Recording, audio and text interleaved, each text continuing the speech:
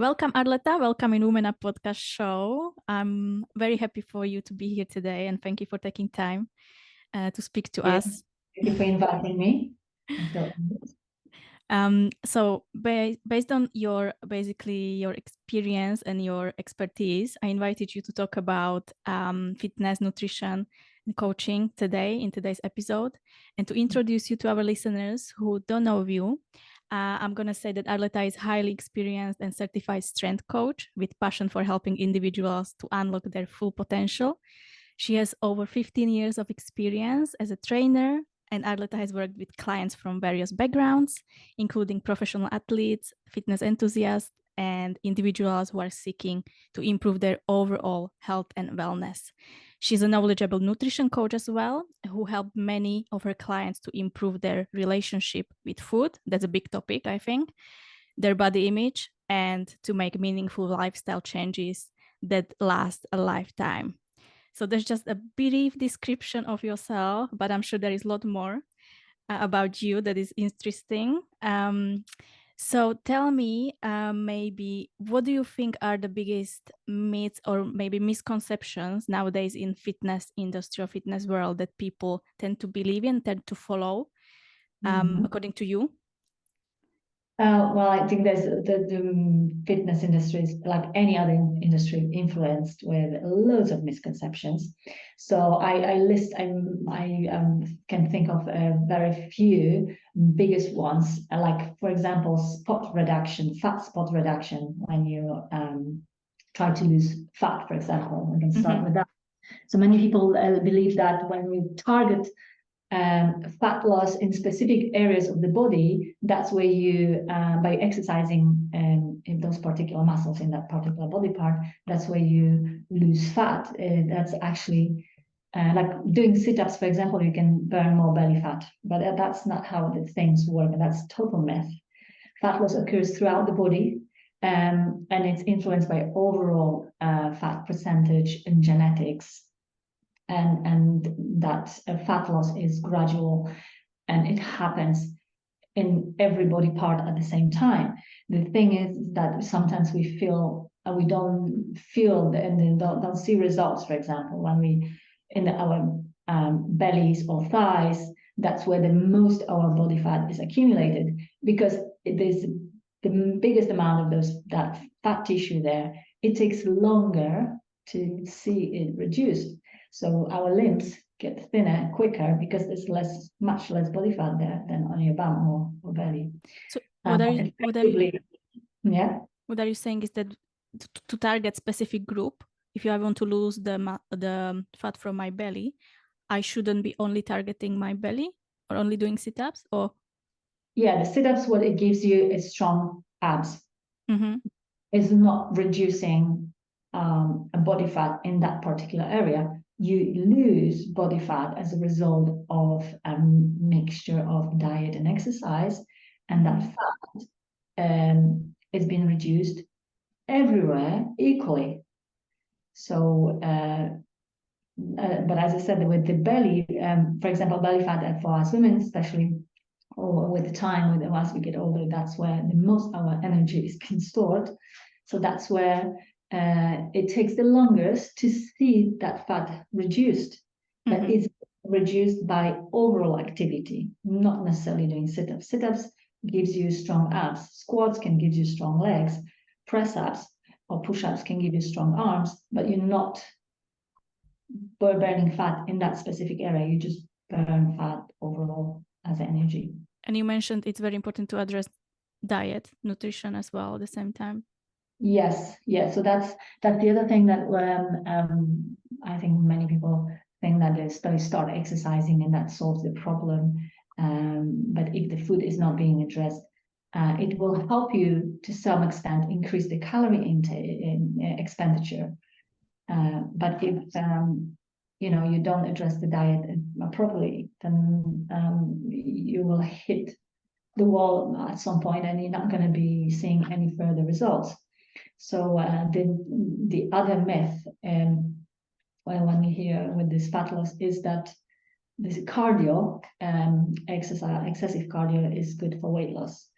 while the cardio is good and beneficial for heart health, for example, and overall fitness, the idea of doing hours of cardio for weight loss is totally inaccurate, because it's a combination, again, of nutrition and balanced exercise routine that includes strength training and a little bit of cardio can be much more effective for weight loss and body composition and that fat loss.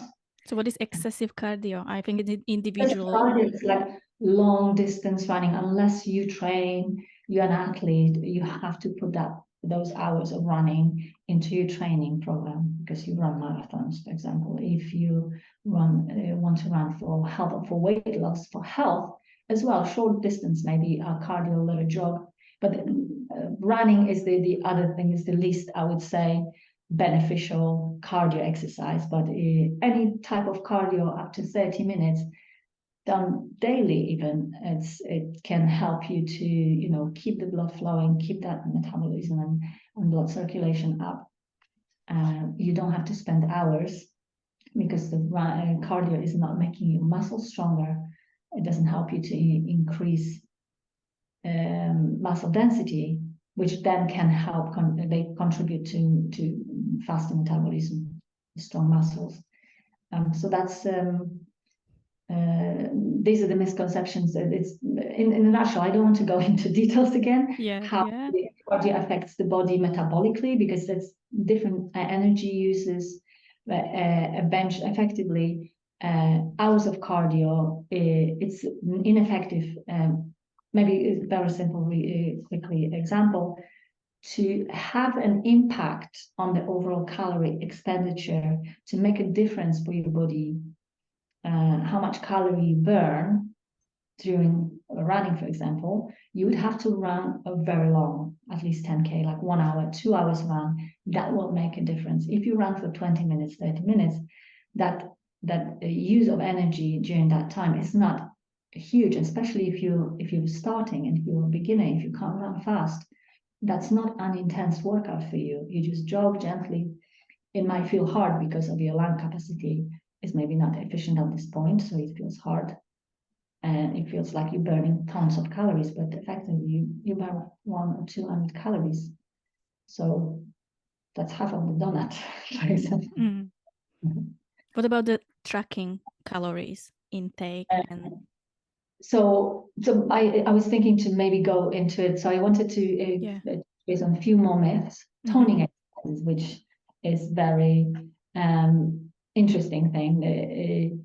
When I have clients who come to me and they said, especially women, they just want to tone the muscles. They don't want to get bulky. So toning is very misleading. There's no such thing as toning. And it's implying that certain exercises routine can lead to long, lean muscles without adding a bulk. But in reality, muscle tone is a result of having some muscle mass, actually, and a low enough body fat percentage to show that definition. So you have to build some muscle. You have to do some strength training to achieve that toned appearance. That requires both strength training and proper nutrition. Again, nutrition.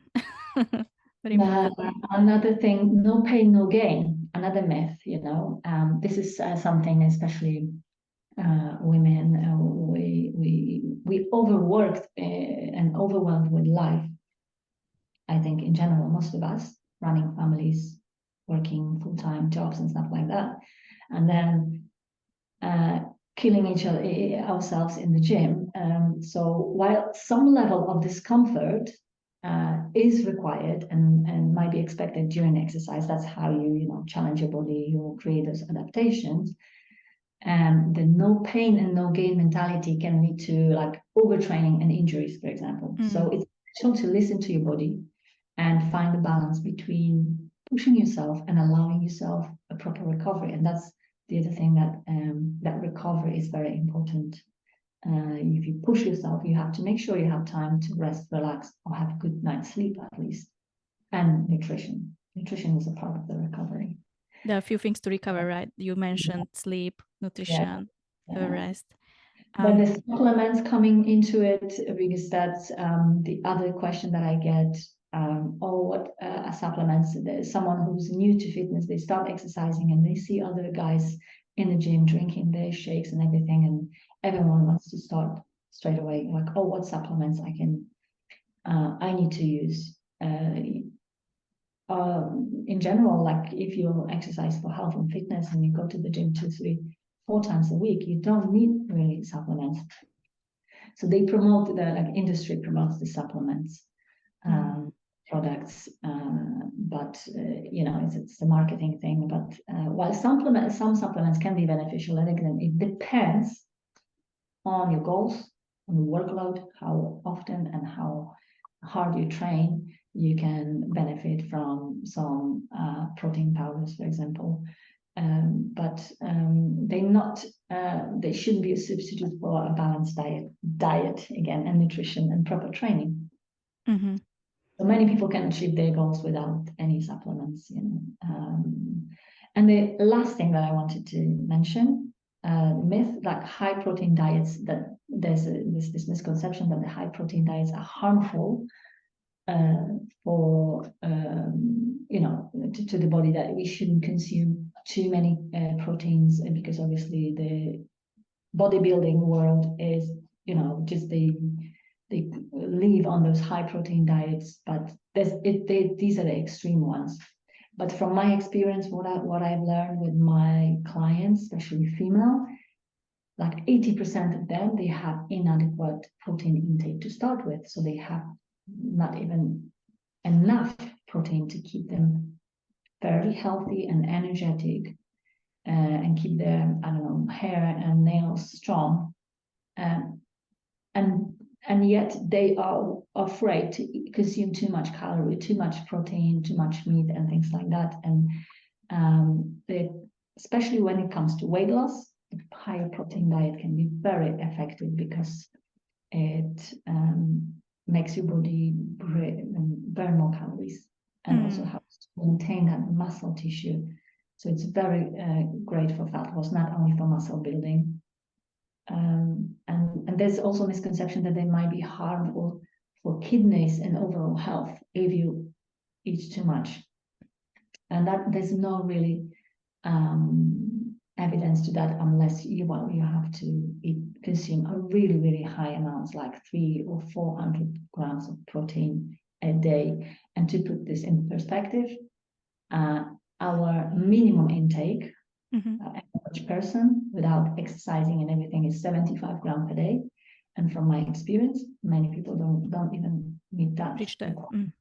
Yeah, which is the absolute minimum just to keep you healthy and alive, along exercising.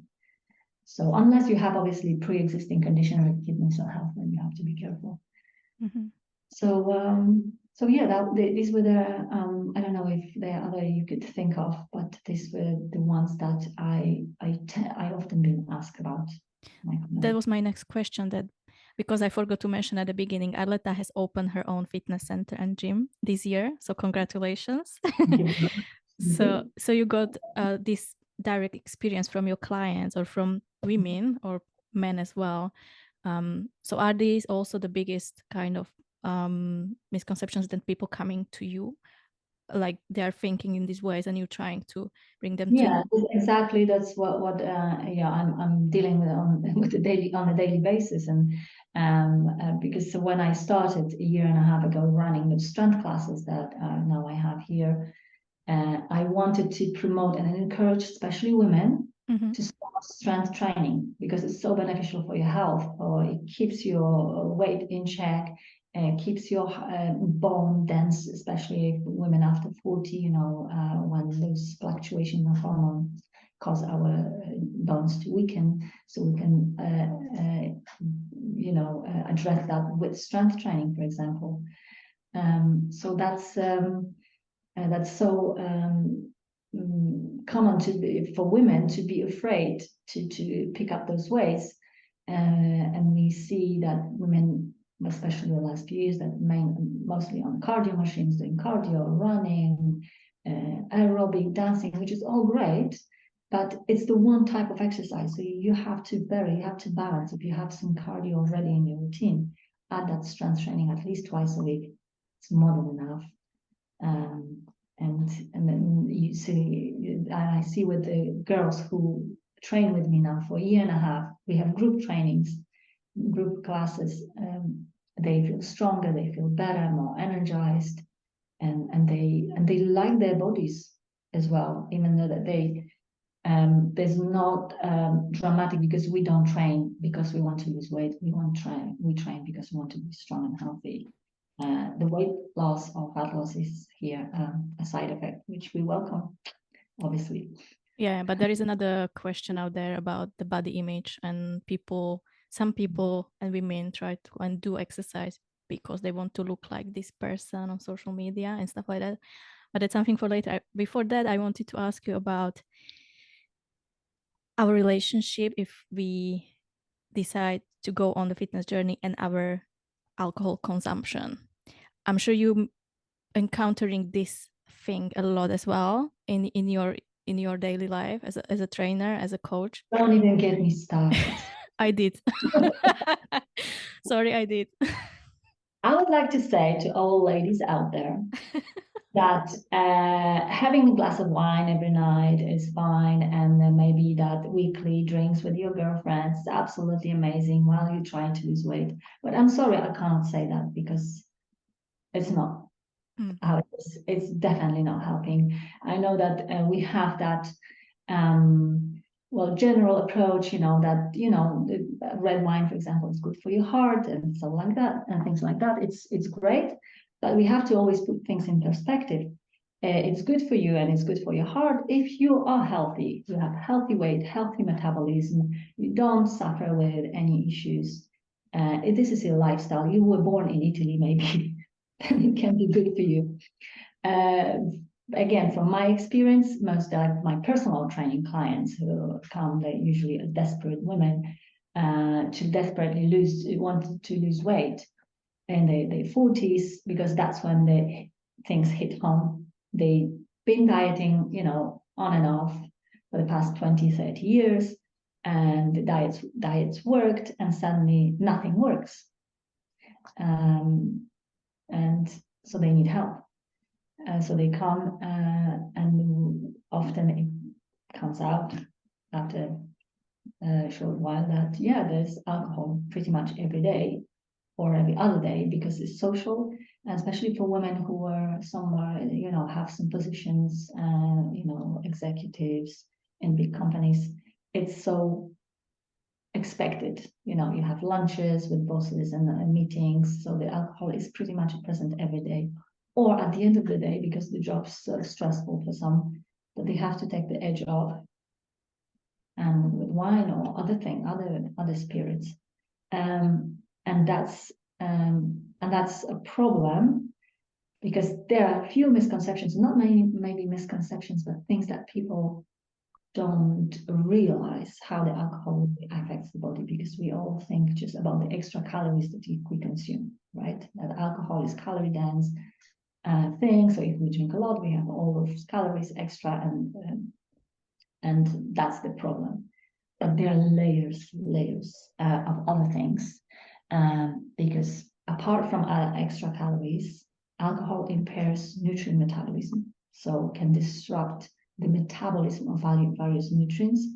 It can interfere with metabolism of vitamins, for example, such as B vitamins, which play a crucial role in energy production and other metabolic processes. So that can lead to nutrient deficiencies and health-related issues. We can liver metabolism, for example, as well. When we consume alcohol, is primarily metabolized in the liver, and that the whole process can increase the production of oxidative stress in the liver, and that chronic alcohol consumption can damage the liver, and it impairs its ability to perform other essential metabolic functions like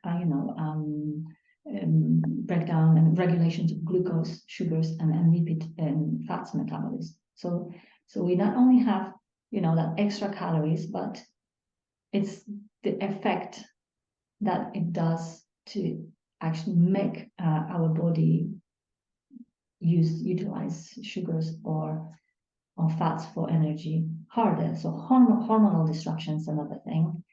And when you get older, those hormones female hormones are out of whack more and more, estrogen and progesterone, and that's the whole regulation can be affected by alcohol intake, especially including insulin and cortisol.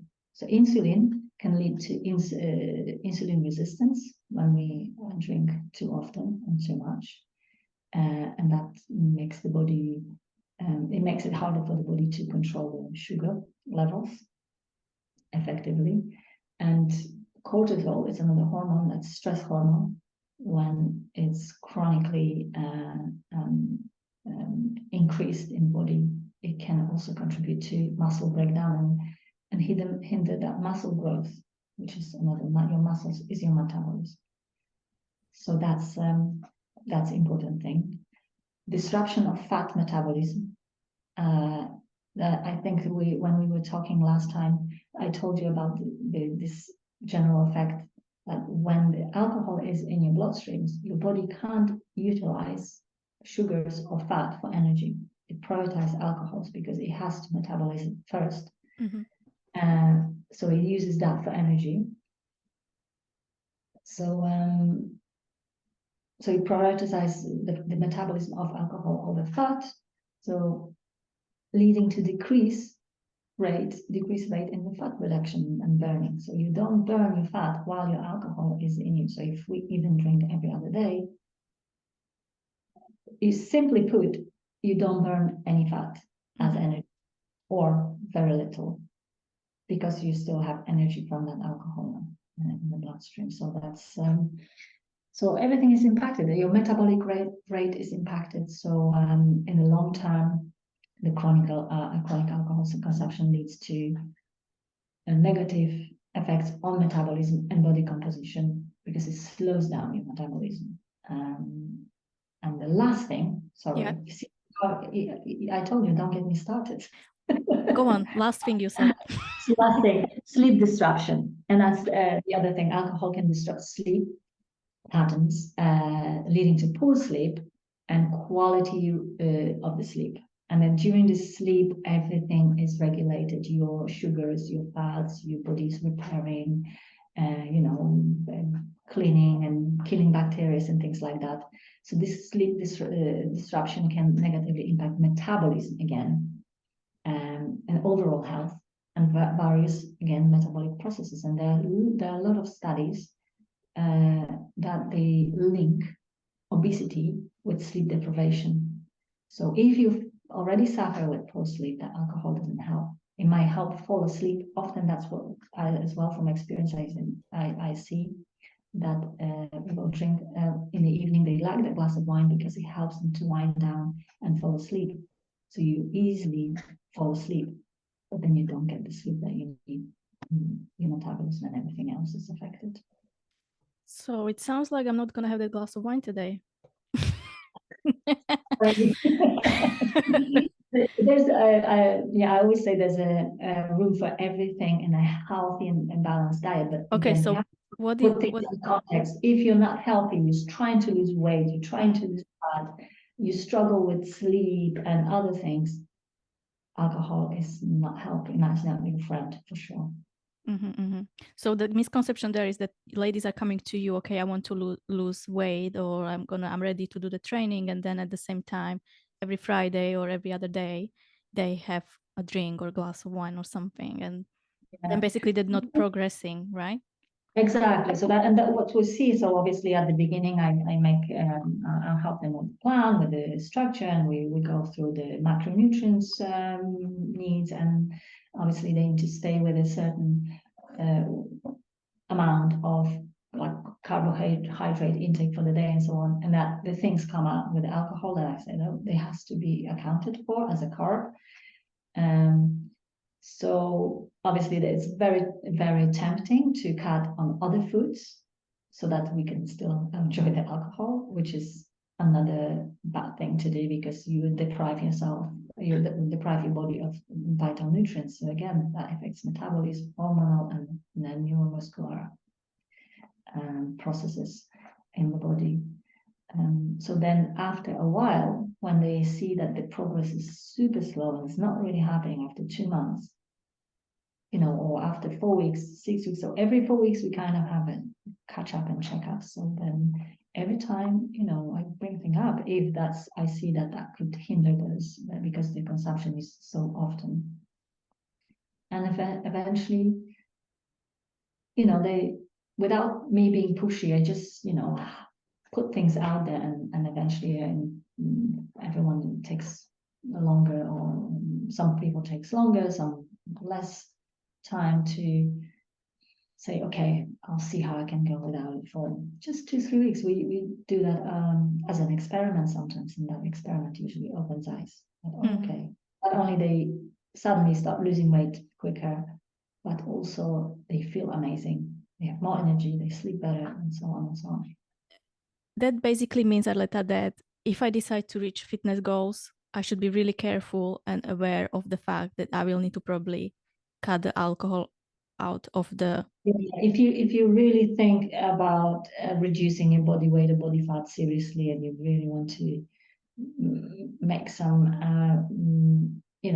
long-lasting and visible results, it's sorry to say that, those drinks, regular drinks with the girlfriends, but I think it's maybe a good opportunity to inspire girlfriends to do some healthier options of spending time together, having or to find new friends. Your friends, that's always sorry, that's too harsh.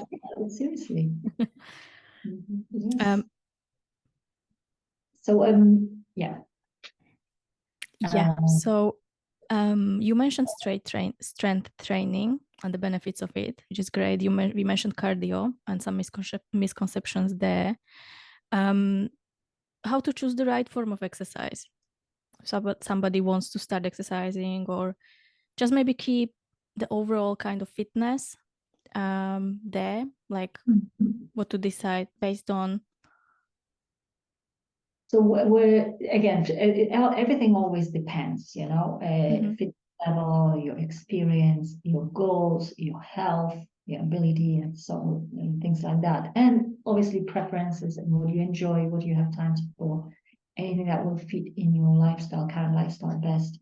So the key to finding that best form of exercise is to choose the activity that you enjoy, first of all, and you can sustain over time, because consistency trumps everything. It doesn't have to be anything fancy, simple things, and simplicity. That's the other thing that I always highlight with my clients is just keeping things simple. And I know it's hard because we've been tempted and overwhelmed with everything that's on social media, and the so-called fitness gurus and all the trainers and fitness instructors. They come up with weird things sometimes just to grab our attention, really, but the exercises they present doesn't bring anything, or if they do, they not necessarily might be good for you, because what your problems are. Again, from my experience, every client or class participants that come, they all have some limitations, different abilities, different problems, back problems, shoulder, they can't do this, they can't do that, and you have to in fitness in general, the main, I think, fault in like the fitness industry is the lack of emphasis on addressing the body issues, because we all have some imbalances in the bodies and things like that. And it's too much focus on that weight loss and on that body image, rather than the body functionality, so body can function and move well without pain every time we do something. We don't want to have those pains and aches. We accept those pains. Most of us constantly and all the time have some pains and aches, and we just, that's how it is. But no, we should be able to experience the pain-free life and being able to live pain-free life, whether it was sore muscles, tightness, tight hips, twin G shoulders and things like that. So mixing different types of exercises can help as well. So again, choosing the right type is like, what do you want to achieve, first of all? What are you able to do? And what do you enjoy to do? And there's no one single exercise that will be the best for everyone. You might find your best routine that suits you against a lifestyle, but everyone should include something that can help to improve the imbalances or manage the imbalances and problems that we have in our body. If you have shoulder problems, you don't want to do and go overhead presses, and you have back problems, you don't go straight to deadlifts because someone told you deadlifts are the best exercise in the world, which probably I would told you myself because I love deadlifts. But I wouldn't make my clients deadlift. And you know, that's the other thing. Maybe, you know, at the beginning they need to have some different type of strength exercises. You can strengthen stuff around the back. Eventually they can deadlift. But yeah, always consider your current fitness level and existing health conditions before starting a new exercise routine. And you know, if you're not certain, if you're not sure, always consult a fitness professional. You know, there's a lot of trainers and instructors there in the gym. I'm sure if you just approach someone just to ask a question or two, they will be happy to help. You know, not necessarily always straight away drag you to sign up for. But you know, signing up for one session with someone one-on-one, it could be helpful as well. So to get that personalized advice can help you to narrow and you know, point you in the right direction with your fitness. You know, if you want to lose weight or lose body fat, there can be two different training programs. So that's the other thing that maybe I should mention. Exercises and training program and diet for fat loss, it can be different. The weight loss is not the same thing at all. So when you on the weight loss diet, for example, weight loss program, you also can lose some muscle. So like extreme diets, that's why they're so dangerous and so unsustainable. They give you short term result. You lose weight initially, but because you also lose muscle mass, your metabolism hasn't improved during that process, and it's easy for you to gain weight again. Whereas when you train for fat loss, for performance, you focus on health rather than weight loss. You improve all those aspects, you know, that all those metabolic processes in the body that eventually helps you to keep the weight off and shed some body fat. I think we should be more concerned with the body composition than the body weight. Because the body composition, if you have a right ratio muscle to fat tissue, you can be a little bit bigger, maybe smaller, but you want a healthy amount of fat in your body, but you want to have a decent amount of muscle mass as well. I think it's very important from my own experience as well to start small and be consistent and stay motivated, because if you place a lot of pressure on yourself and you want to achieve a lot in small amount of time, it just leads to disappointment, right? That's what you are saying as well.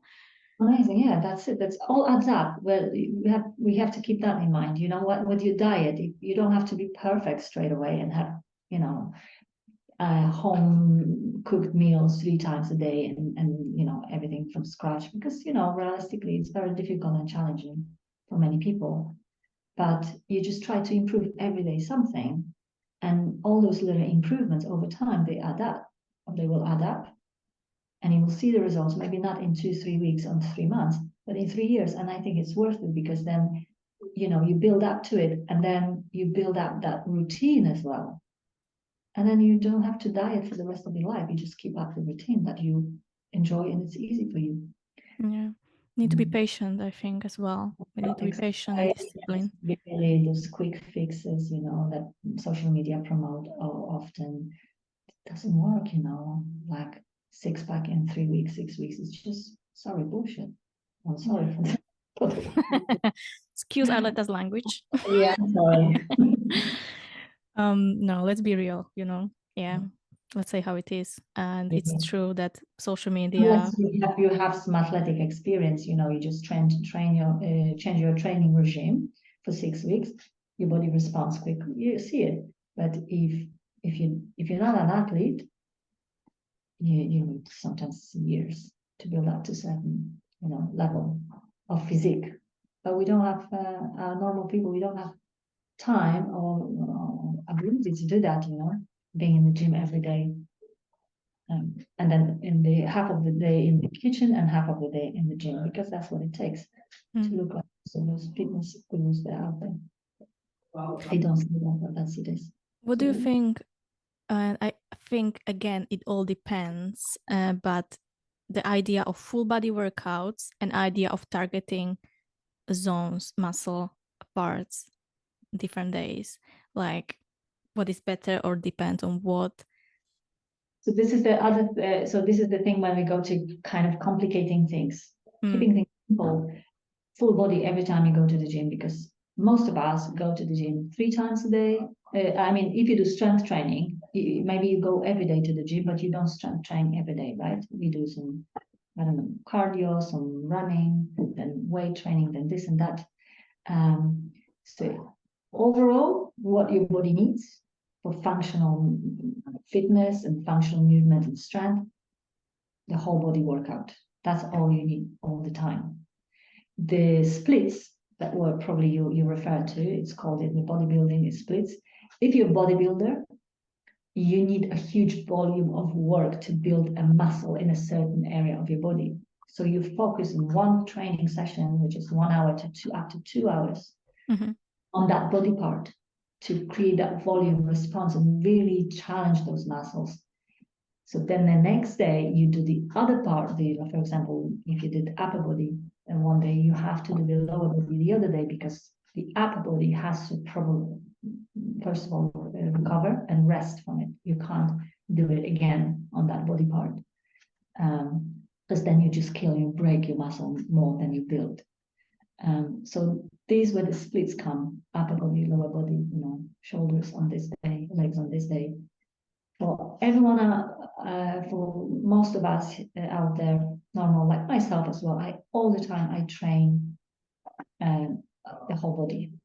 So my upper body, my lower body. Sometimes when I feel like, oh, maybe I'll do extra with something for my bum if I feel like it.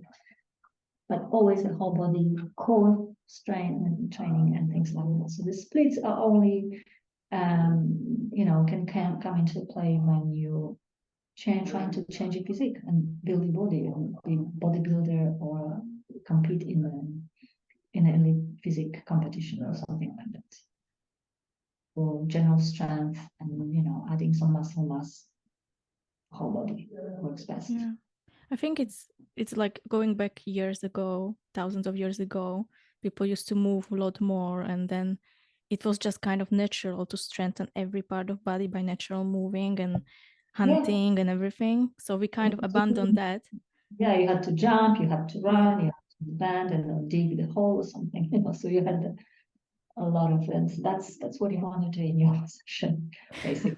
A little bit of pushing movement, pulling with your upper body, and with your lower body, pushing, pulling, you know, twisting. Spine health is very important. That's very neglected. So especially during the warm up or cool downs, you can incorporate some movements with the spine, like stretching, bending, twisting, you know, bending to the sideways, to the side.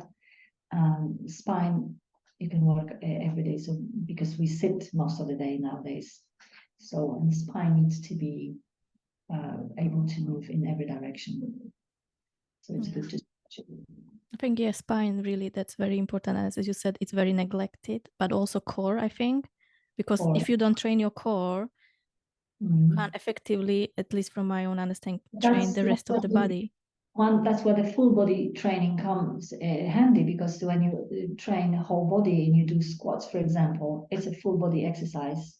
It's called compound movement because you have multiple joints involved in the movement, as opposed to on the machine, isolated movements, because you sit down and use one, you move one leg or two legs or one arm in one way, and only one joint sometimes or two max work.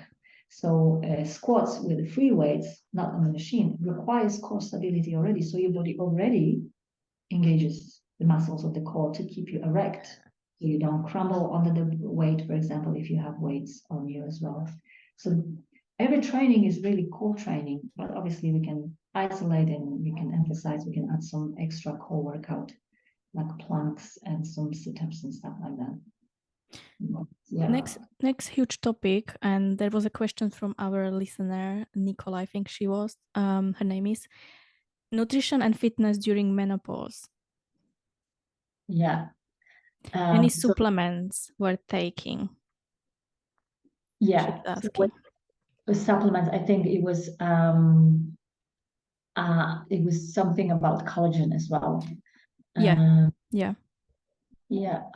Just so basically, when it comes to training and heading into menopause, there's a lot of studies showing that healthy lifestyle and regular activities and healthy diet can help alleviate the symptoms or severity of the symptoms that we experience during menopause. So that definitely helps. And as I said, so the healthy diet, what we mean by that is, for example,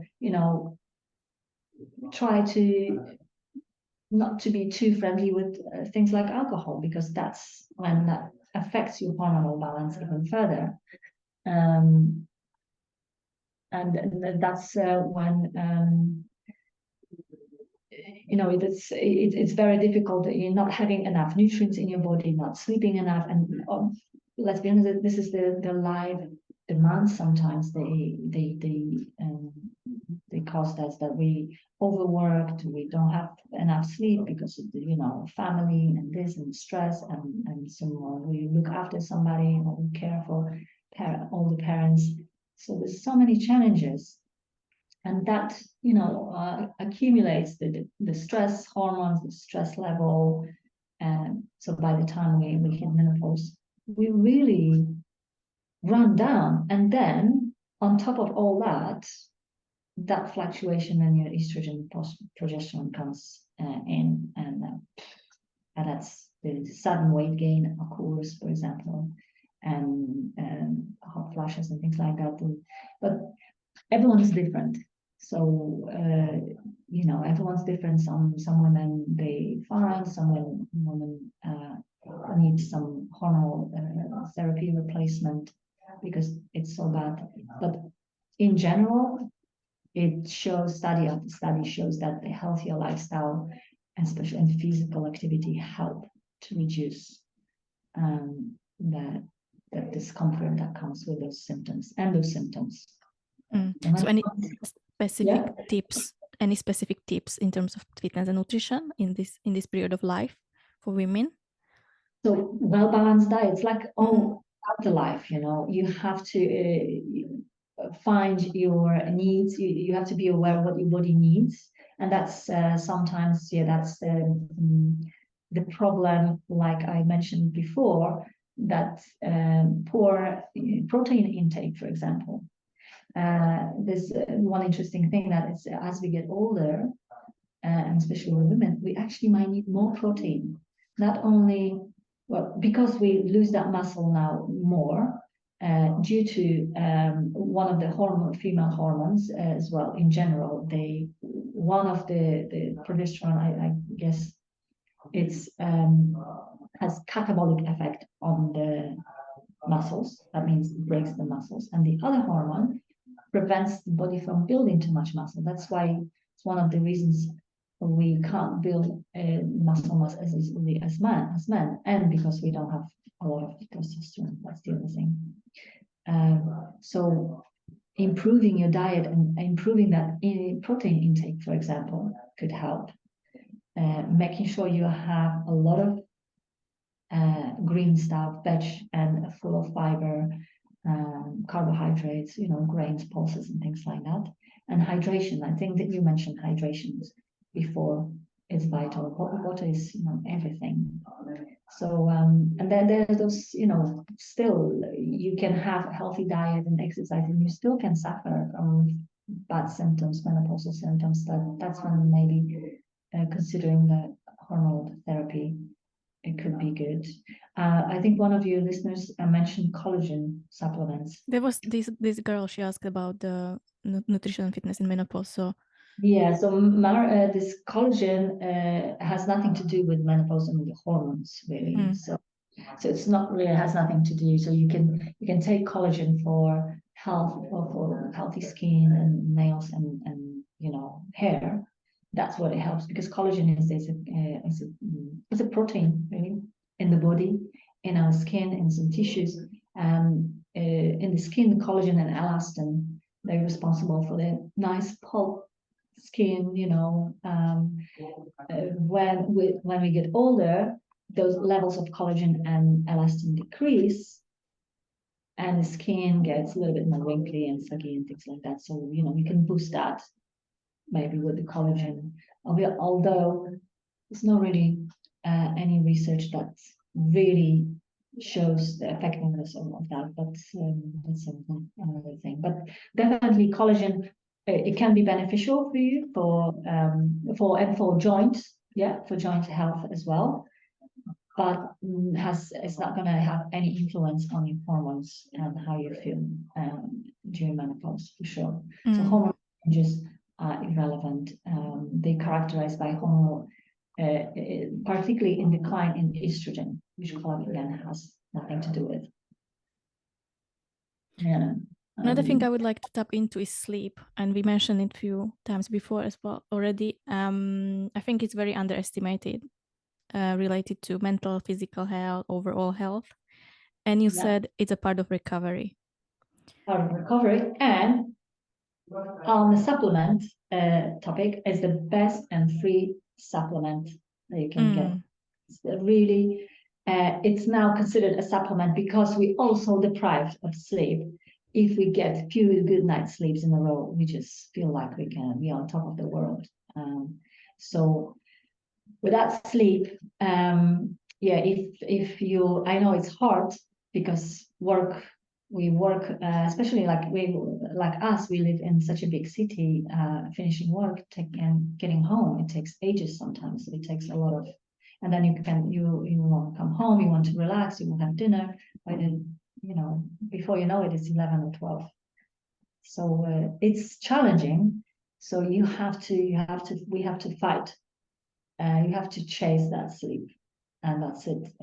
Finding the gaps in your evening routines, you know, things that not necessarily you need to do, watch TV or something. I know it's sometimes the winding down, but 20 minutes of reading can wind you down better, and going to bed earlier, it eventually will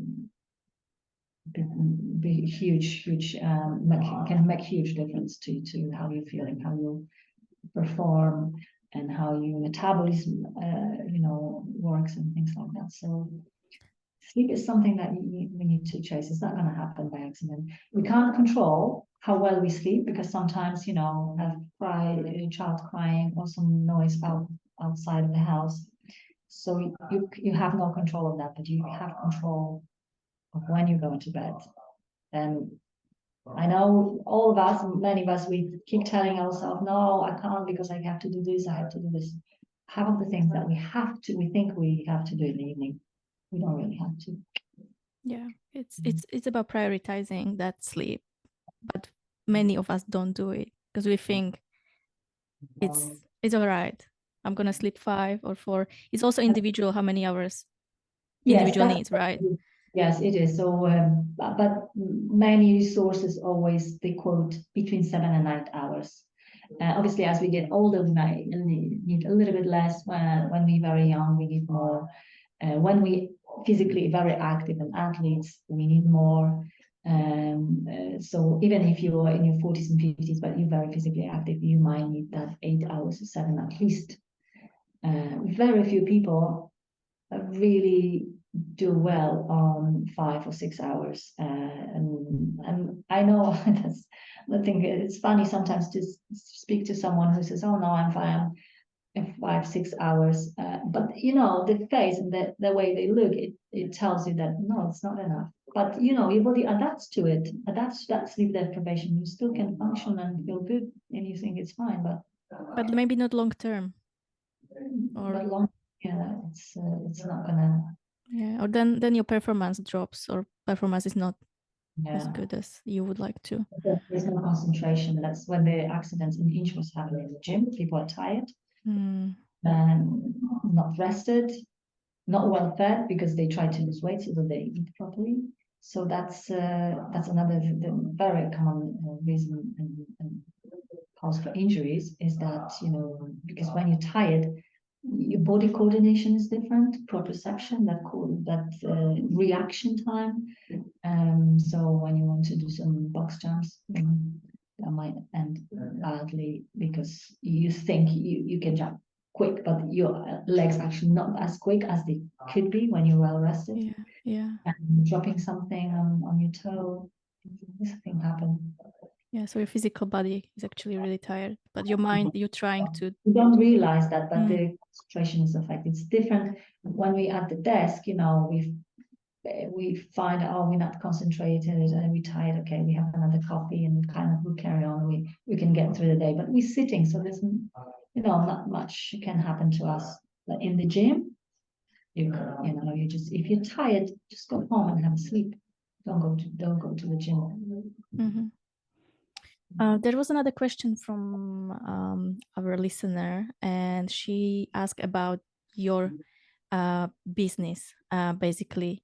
Looking back at building your business, what would you have done differently if there is something you would have done differently? Yeah, that was when I saw this question, I was like, wow, I never thought.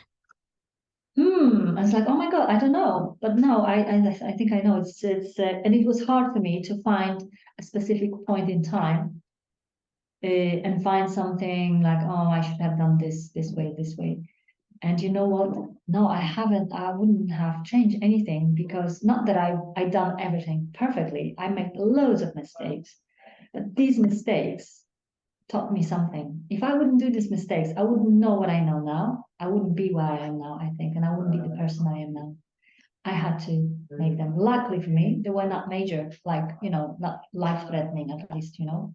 So I think it's really hard. Sometimes every now and then I have the regret that I should have done this sooner or start things sooner. But then on the other hand, as sooner I wasn't ready, you know. The environment around me wasn't ready, or it wasn't encouraging, or the right. It's always right time, you know. That's cliche, but yeah, for me, I feel like it was right time, right people, right place. Because I was at right place, right time, and I knew right person to get that place, you know. So that was it, and I was ready because I already had clientele base. I was running my classes uh, here in this area for 1.5 years, and I was looking for a space for my own independent gym. So I made it obvious to many people in the area who could help. And eventually, that there was a point when I had 3 different people coming back to me saying that this space is the 3 different spaces available. So it's like after a year of looking, and I thought this is pointless, this is useless. I need to think of something else. Boom. Yeah. But yeah, if I would got place a year ago, probably I would go bankrupt because I wouldn't be able to afford it. I wouldn't have the structure that I have now. I know how things work. There was for me great learning curve when I just rented space for a small amount, just sublet the space, the studio from on the trainer, so I can, you know, without going into costs, work my way out. And then once I have a nice clientele base, okay, I'm going on the way. I don't know how it's going to work in the future, because I can see on the horizons another obstacles which I'll have to face. So I don't know, but you know, for the time being, I just do what I can, and I think, yeah, and for everybody, you just keep your eyes on the prize, and things are going to happen straight away. And then sometimes you have the feeling that things happen and they don't happen still.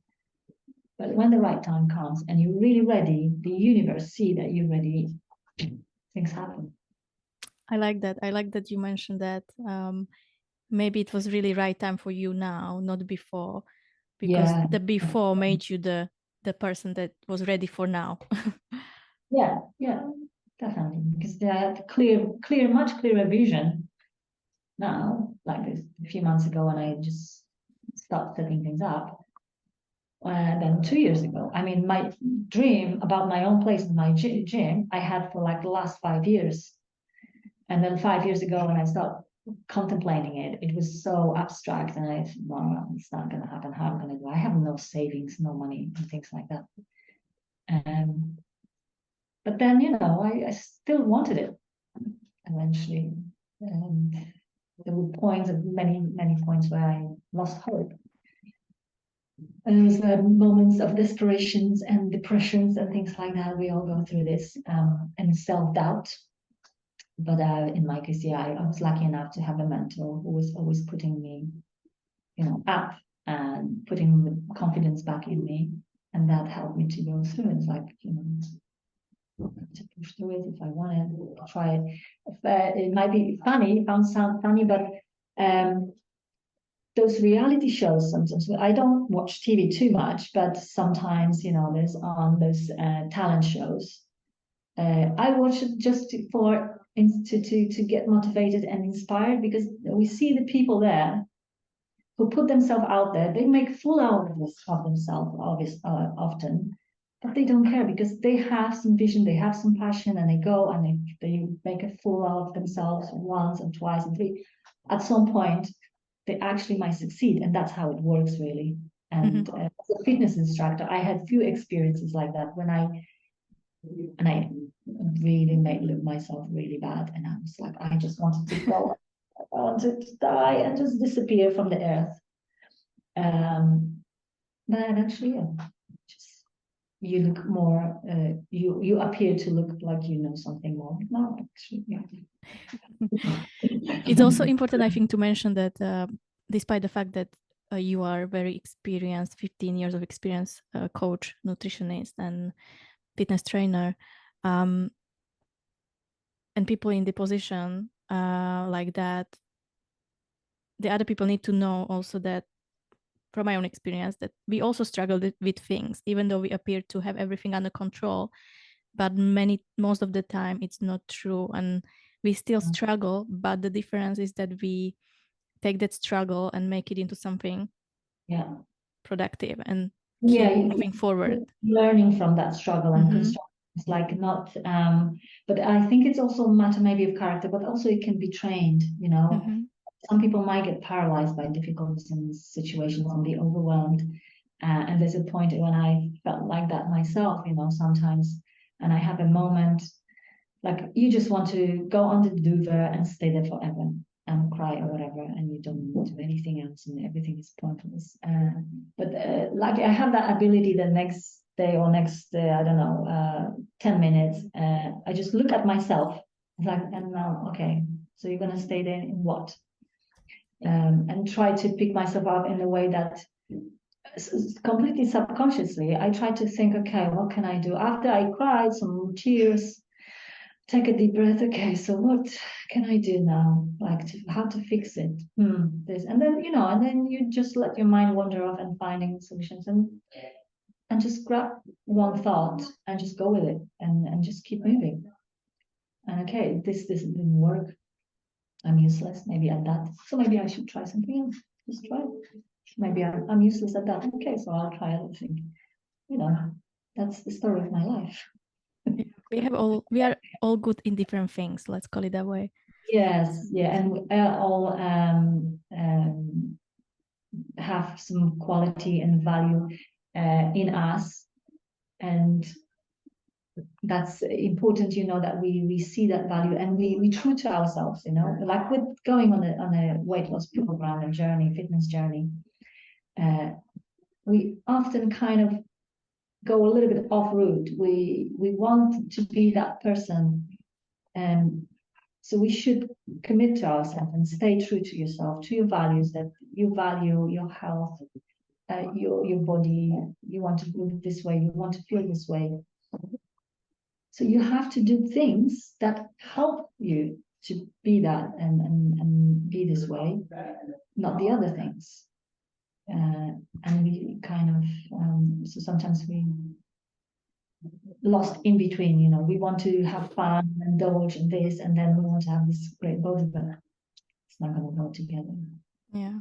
Arleta, where can we find your gym, and where is the best to go to find out about your classes and all the things you are doing? So you can find about the classes on my website, arletaontrack.com, and we are based in Brentford. So it's southwest London, not far from Cambridge and Ealing, so somewhere in between. Yeah, we have a very small space in a very quirky area with a lot of classic cars around us. I have been there, everyone, and it's very nice. Pizza place upstairs. Next to just behind it, the next door is a wine bar. Perfect. Those places are lost on me, wasted on me, because I'm not wine person, no pizza person. I know I'm in the minority. But yeah, but it's if the gym is not attractive enough, and the other things, and then you can hang out in the gym as well. Arleta and everyone, I'm gonna basically include the details of which Arleta mentioned right now, the website, into the description of the episode, so you can directly go to the website and find out more. And Arleta, because we are gonna have like 3 minutes before we finish this conversation, what would be your last message to whoever is listening and wanted to take something out of the conversation? What would be your message to the listeners? Yeah, it's hard to, obviously there's, I don't want to be cliche and then believe in yourself and things like that. Obviously that's important, but it's so hard to believe. But I think valuing yourself and valuing your time, I think this is most important thing, because the way I look at things now, time is the most expensive thing in the world. If you lose your house due to something terrible, you get a new one. You lose your phone, you get a new one. Even if you break a leg, you not get a new one, but you can put it in a cast, and you then after a while you're fine. But time, once you lose it, you never ever get it back. So always choose wisely how you spend your time, who you spend your time with, and make sure that whatever you do, whether you're relaxing or working or enjoying and entertaining yourself, it's kind of aligned with what you want in life in general, and what you want to be and who you want to be, because that's, so if you want to be this healthy, energetic, fantastic woman, healthy in her 50s and 40s, hanging out in the pub with the girlfriends, having a bottle of wine every other night, or it's not going to work. So be true to yourself and value, and value that time and everything you do. I'm not saying that you have to all the time be productive, constructive, and doing something. No, I love to do nothing. So when I have a moment, I really do nothing. But when I do, I make sure it brings me value, and that as a result, I have the time then to do nothing. Balance. Thank you so much, Arleta. Thank you so much. Thank you very much. Yeah. Thank you everyone for listening. So don't forget to find the episode on Spotify, on YouTube as well, and don't forget to subscribe and follow us and get ready for more. So thank you, Arleta, again, and I wish you a nice day. Bye-bye. All the best, guys. Bye.